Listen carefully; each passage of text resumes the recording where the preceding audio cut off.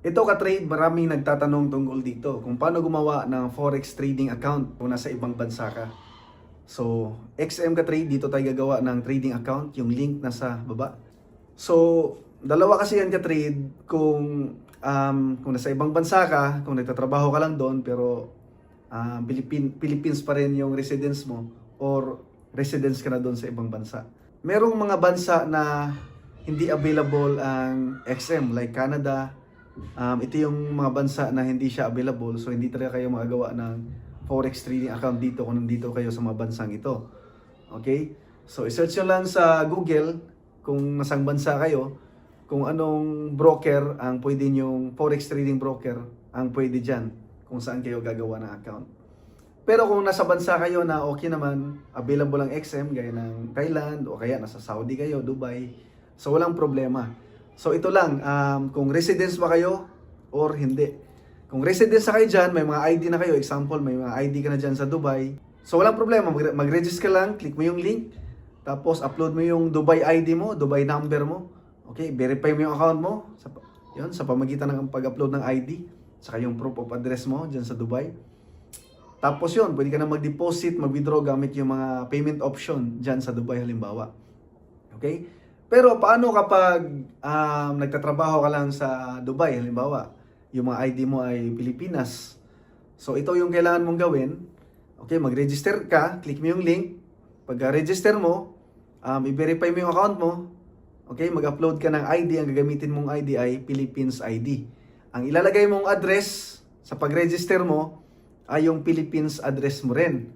Tapos, ang number mo dapat ay Philippines number din. Hindi pwedeng ilagay yung Dubai number mo, tapos yung ID mo ay Pilipinas kasi magkakaroon ng conflict yon, magkakaproblema, hindi ma-approve yung account mo. So, dapat meron kang number sa Pilipinas, halimbawa, may asawa ka, or nanay, kapatid sa Pilipinas na nandun yung number mo.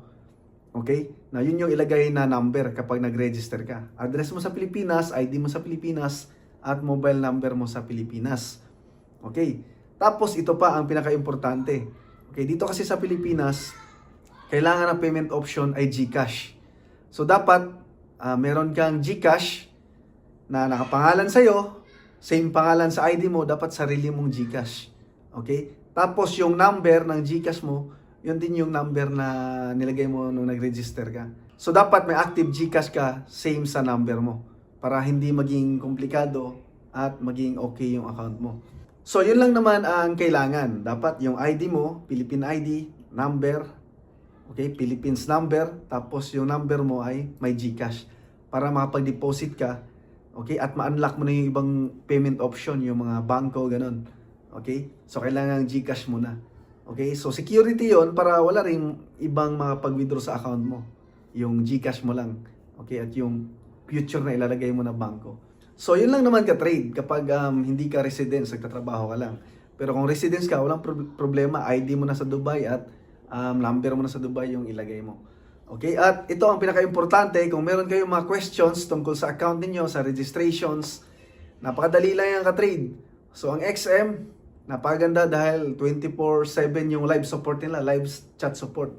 Punta lang kayo sa website, hanapin nyo yung live chat, mag-chat kayo dyan. Gusto nyo Filipino or English or taga Dubai yung mga chat ninyo, halimbawa lang. So, nandyan, pwede yung babada ng chat yan, magtanong kayo ng magtanong kung ano yung problema ninyo at para mabilis ma-approve yung account ninyo. So, sa pag-verify pala ng account, kailangan ng valid ID at proof of address. Kung may mga driver's license kayo, may address na yun eh. So, pwede na yun. Okay? Kung walang address yung ID ninyo, pwedeng magpakuha kayo ng barangay clearance, barangay certificate of residency sa Pilipinas. So, yun lang ka-trade.